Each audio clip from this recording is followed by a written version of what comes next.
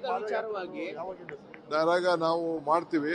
ಅವರು debate ready ಇದ್ದೇನೆ ಅಂತ ಹೇಳ್ತಾರೆ. ನಾನು ನೀವು ಯಾವ ಟಿವಿಲಾರು ರೆಡಿ ಮಾಡಿ, ನಾನು ಯಾವತ್ತು ಬೇಕಾದ್ರೂ ನಾನು ಬರ್ತೀನಿ.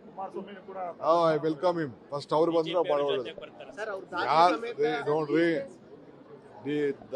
ಯಾರು ಬರಲಿ, ಬಟ್ ನಾನು ಚಿಲ್ಲರೆ ಸಣ್ಣಪ್ಪನವ್ರಿಗೆ ಹೋಗಲ್ಲ. ಅಲ್ಲ, ಅವ್ರ ಪಾರ್ಟಿ ಪ್ರೆಸಿಡೆಂಟ್ ಬರಲಿ. ಯಾರೇಳಿ? Yes I welcome him.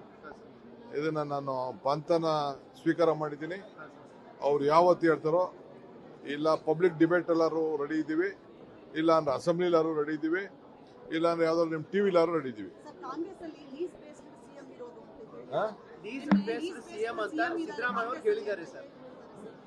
ನೋಡಪ್ಪ, ಸಿದ್ದರಾಮಯ್ಯನವ್ರ ಮೇಲೆ ಸಿದ್ದರಾಮಯ್ಯ ಉತ್ತರ ಕೊಡ್ತಾ ಇರೋದಕ್ಕೆ is capable of answering and he has been answering.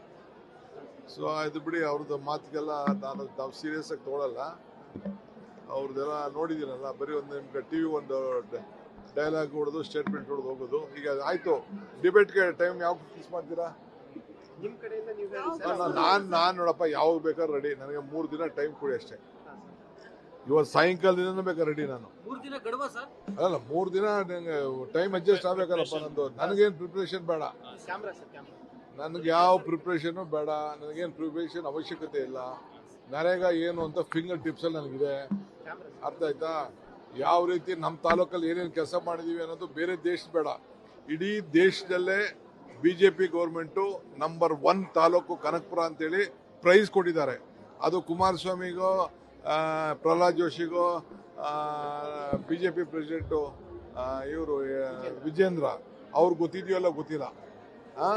10 team, central government team ಏನೋ ದುಡ್ಡು ಹೊಡೆದು ಬಿಟ್ಟಿದ್ದೀವಿ ಅಂತ ಬಂದು ಎಲ್ಲ ಎನ್ಕ್ವೈರಿ ಮಾಡಿದ್ದಾರೆ. ಸೊ ಅದೆಲ್ಲ ನೋಡಲಿ ಅವರು. ನಾನು ಯಾವಾಗ ಹೇಳ್ತಾರೆ ಹೇಳಿ, ಅದರಲ್ಲಿ ಏನೇನು ಫಲ ಯಾವ ರೀತಿ ಇದೆ ಅಂತೇಳಿ ನಾನು ಡಿಬೇಟ್ ಮಾಡಕ್ಕೆ ರೆಡಿ ಇದ್ದೀನಿ. ಅಯ್ಯೋ, ರಾಜ್ಯ ಅಲ್ಲ, ಹಳ್ಳಿಯಿಂದ ತಿರ್ಗಾ ರಾಜಕಾರಣ ಶುರು ಮಾಡಿ.